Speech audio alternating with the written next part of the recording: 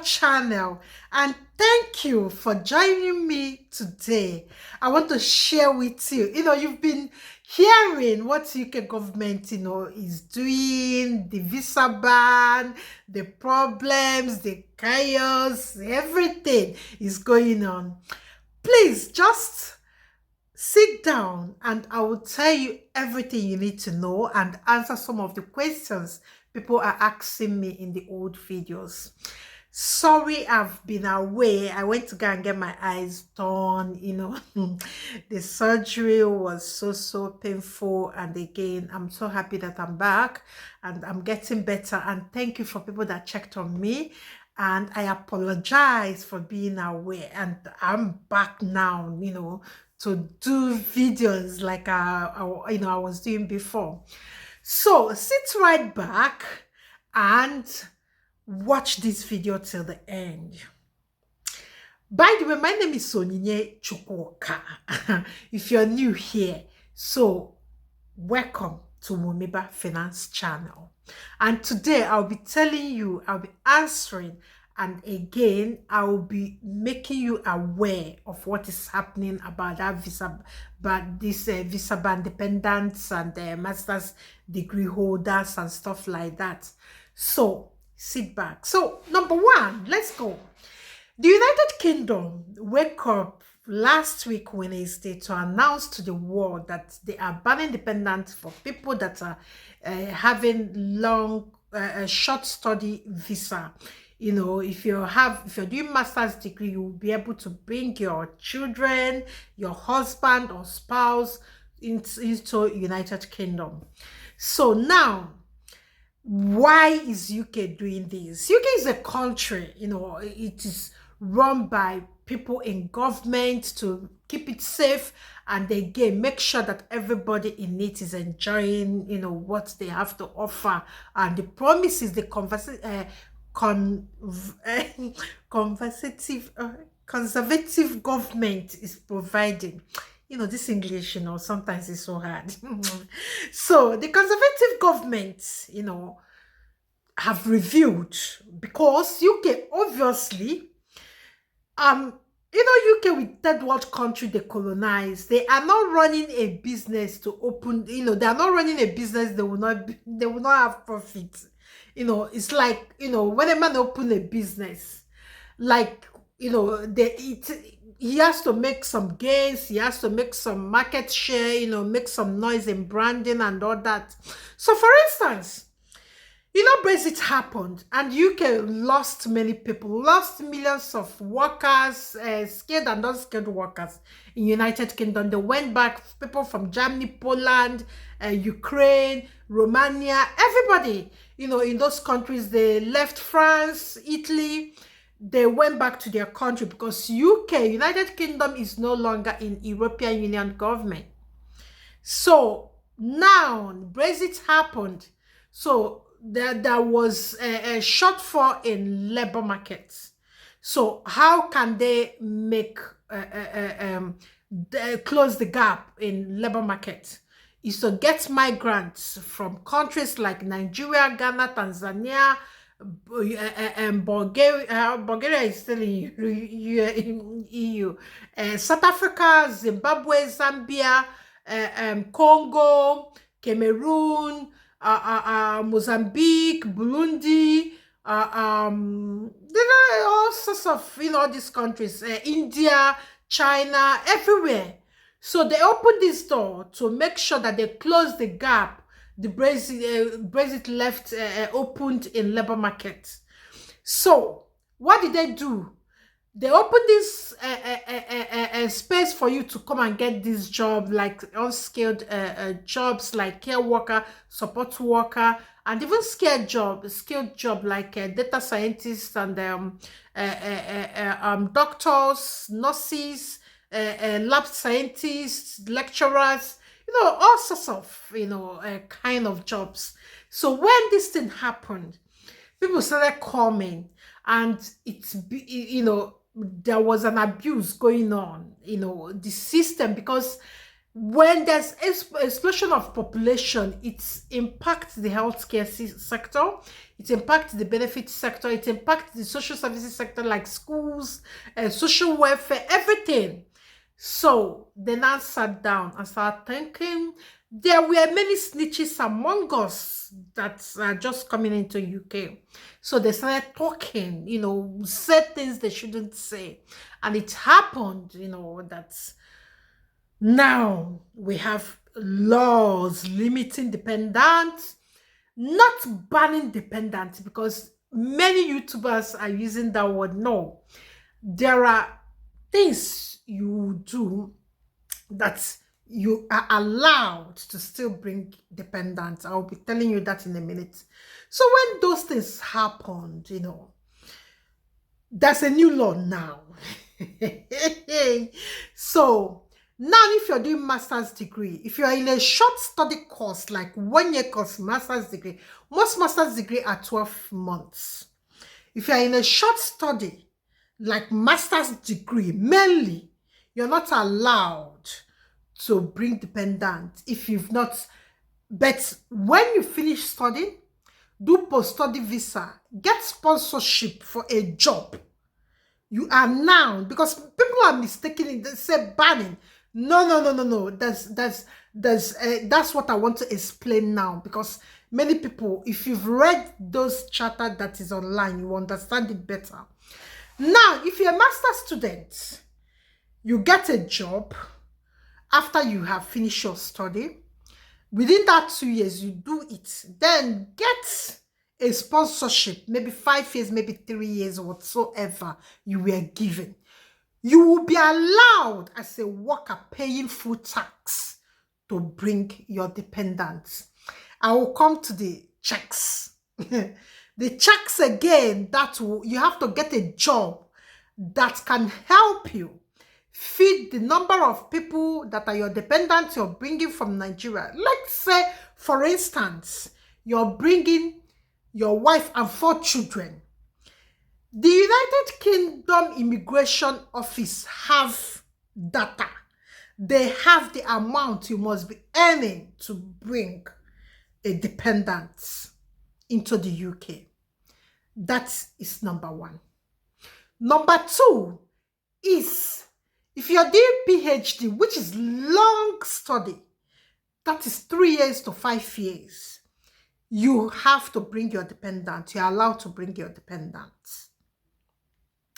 Many people don't know this, but I'm telling you now, you are allowed to bring dependents because it's a long study. You can't be here for 3 years to 5 years without your wife and children. No, even human rights don't think it is right. It is your right. You can't stay away from your family for 5 years. But another problem is, while you're doing that or while you're coming, you have to show them that you will be able to cater for these family members. If you're bringing a wife and 4, 5, 2, 1, number of children you want to bring, UK now have data of the amount, the living wage that you have to show and prove that you can take care of your family members. So it becomes difficult now, because most of us coming from third world countries, our purchasing power is poor. If you change 1 million naira, it's like 1,000 pounds. I don't know about cedis, I don't know about rands, South African rands, because South Africa, I believe it will be higher because they have more, their rands is more weightier than naira and cedis. I'm not sure, but I believe so. So now you can see, so to prove that you can take care of family members will now become difficult. Then let's go to number 3. Then number 3 question you might ask is that, can you still switch from dependent to skilled or unskilled worker visa, or any other visa? No. at the moment. As from 2000 and January 2000, I don't know the date, the official date, but it's in 2024. You will not be able to switch. But if you're already in UK, you can switch now. You have 7 months to do that. You can switch now. So, number 4, the maintenance. People now asking, have the maintenance changed? Maintenance, like, what you have to prove, or that the maintenance allowance you have to have in your account, blah, blah, blah. Has it changed? Not yet, but will change in 2024. They say January. I'm not sure. The official date that they have stamped, it will take effect. Is not yet available. Some people are saying it's January this and that. No, because for them to do that, they have to update the system, because it has not reflected in the amount as I'm making this video. So the next question most people are asking, can a dependent be allowed to switch? A dependent can switch to skilled worker visa when the student have graduated and gotten a job. They are now a full dependent. It doesn't have to be in that master's degree visa. Let me explain again. Let me explain this number 5 clearly. The question is, can a dependent of someone doing master's degree that is not yet graduated be switched? It cannot. You cannot switch. If you are coming in this September, because when you come, it's only 3 months. I'm not sure you will get it done then, before the January, or before we are waiting the official date. All these things will start taking effect. But can somebody doing a master's degree that's already in UK, can the dependent switch? I believe you can still switch. You can switch now, but when it gets to December, it becomes problem, because we're already in 2024. They said January 2024. The date is not yet. So you make sure that the company, that is giving you the job, the skilled or unskilled job, have gotten it, getting you ready for work. You've started work, you've started earning, because they need you to be earning. They need that proof of your pay slip and something like that, that you. And so the company, you can apply if you're already in UK. But if you're coming with dependent with the PhD that still allow you to bring a dependent. Now, private question you need to ask, then you can message me in my Telegram, because my Telegram is in the description under this video. My Telegram is there. So the last question is this: can a dependent get a sponsorship when they have arrived in UK? Okay, when they are now in UK, let's assume they are now in UK, you can still get, I believe so, you can still get. Nothing that have changed. Everybody that is in UK that is doing masters or have dependents here that wants to switch visa and wants to get sponsorship on skilled work and all that, you can still do that now, this 7 months till January. But if you're coming in December, your wife might be, if you're coming in September, your wife might be able to still do. But the problem is this: can they, do it before January? That's another question. But if you're coming in January, no, you can no longer switch visa in January. If you're coming with January intake, except you're doing PhD, then you might be able to prove, if you can prove you have the money and maintenance allowance, blah, blah, blah, that will come out, the new ones that we are expecting, then you can change that, because you have proven your wife can still switch.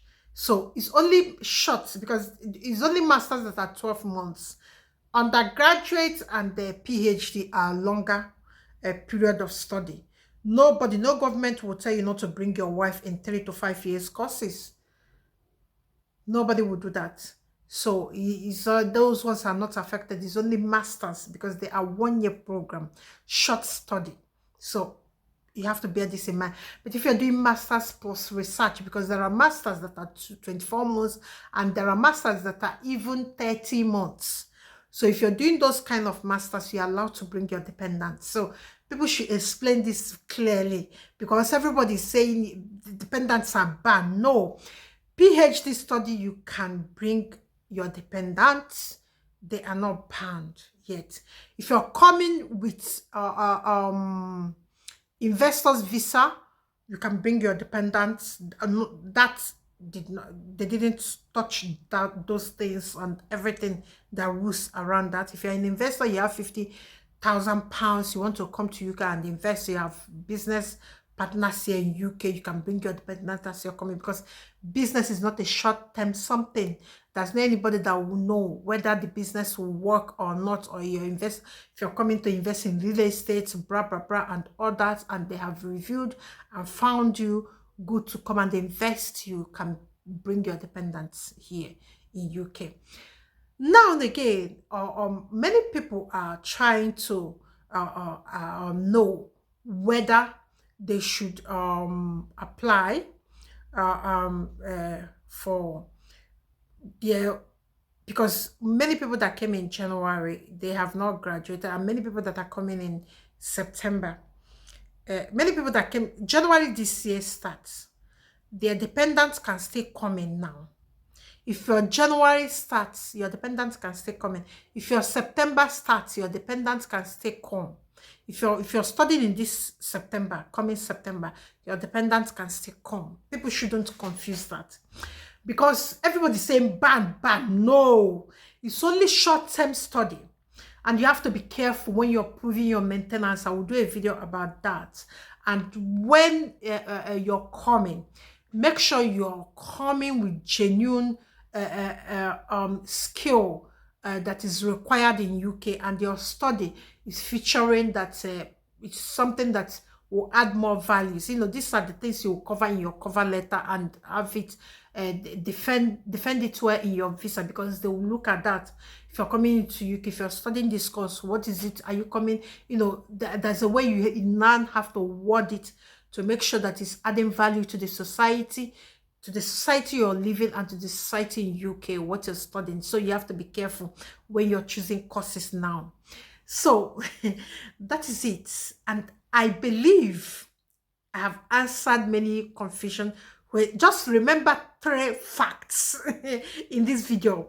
Somebody doing PhD can bring dependents. That one is not, because PhD is long study. It's 3 to 5 years study. Before you finish the 3 years, then you have 1 year matriculation and all that. That's 4 years. You are allowed to bring your dependents. And again, somebody coming to invest, you're allowed to bring dependents. There's no any limit to that, and those rules around that. What was touched is only short-term study, which is 12-month study, because people are abusing it. Master students are bringing dependents. So these are the only thing that was touched, because people are making it seem that nobody can bring dependent. No, it's not entirely banned, but for specific study like short-term studies like masters. If you're coming to do undergraduate and you are married, they gave you admission. That is, undergraduate study is 3 years, so you are allowed to bring dependents. That is it. So, and I hope that this video clears some doubts and make you aware of what you are coming to face. I will do another video about how to hone your skills, because when you come to UK, you might be depressed and all that, because you know, if you're coming, most of us think there's a free money in the streets that you're coming to pluck. I just want to let you know that it is not like that. And again, you have to make sure that now, if you're filling your visas, you have to pay close attention. If you don't have anybody to fill the application for you, please get somebody to do it for you. Thank you so much, and thank you for watching. Please subscribe. I don't want to be saying it in between, but I believe that when you subscribe, we'll learn together, because this video is specifically for, you know, for both of us to learn and, you know, update our knowledge on the things that are happening around our location, business, finance, and self-development. That's all Womiba Finance is for. So thank you for watching, and please subscribe, share, and like. Bye bye. See you next time.